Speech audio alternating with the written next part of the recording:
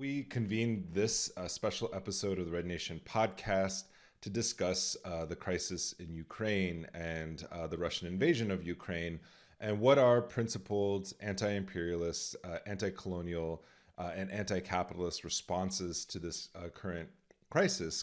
And this violence comes back home in the form of predatory military recruitment, which have always disproportionately targeted Native youth. We know that Native people continue to be overrepresented in the military for us having such a small population.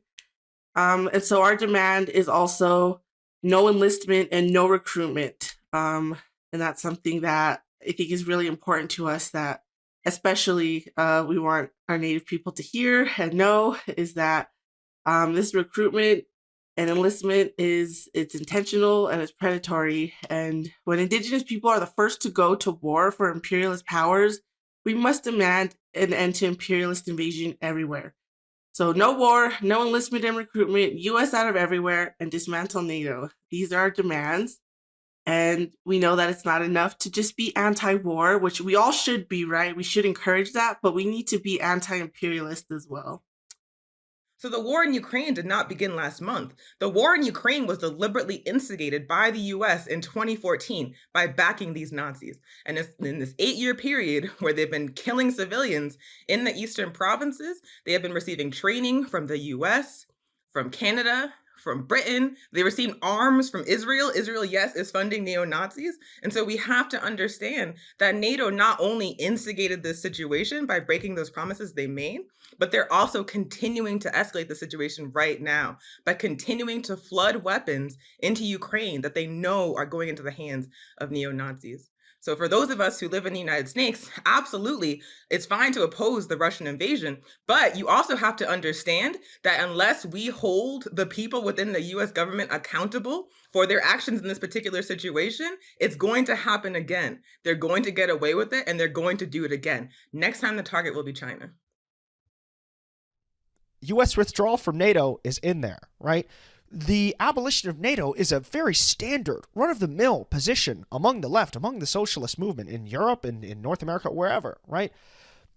We are in a dark place where there are actual people who consider themselves socialists I saw people talking about, quote, anarcho-NATOism? What the hell does that even mean?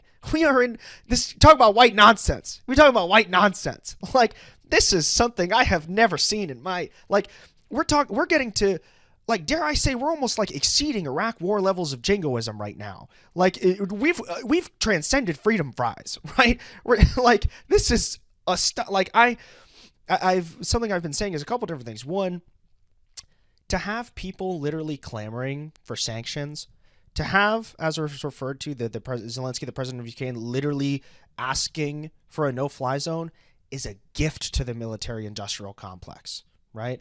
I saw a quote from Tony Blinken, right, the Secretary of State, saying something to the effect of, cooperation between NATO and the EU is on its all-time high right now. We're going to continue this moving forward. Oh, dear God, right? Like, that's like, this is only the beginning of something far worse. And if people think that NATO involvement or EU involvement or sanctions, or this new phrase that I love, targeted sanctions, right, are going to help anything, they're extremely delusional.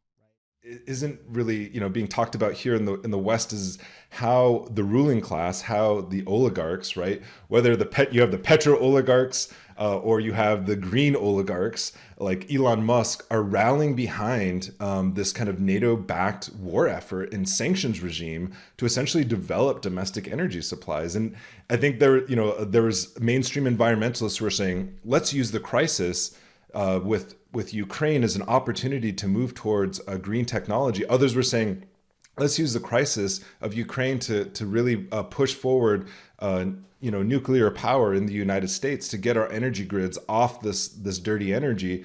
And I think it's really fascinating to me because the day before Biden made his famous speech condemning Putin for the invasion of Ukraine, he was speaking to a group of multinational mining firms about developing U.S. domestic energy for green technology, for developing lithium supplies, for developing copper supplies. And so at the end of the day, it's like the only options that the United States has in this moment to like when it comes to energy and energy independence is colonial capitalist extraction.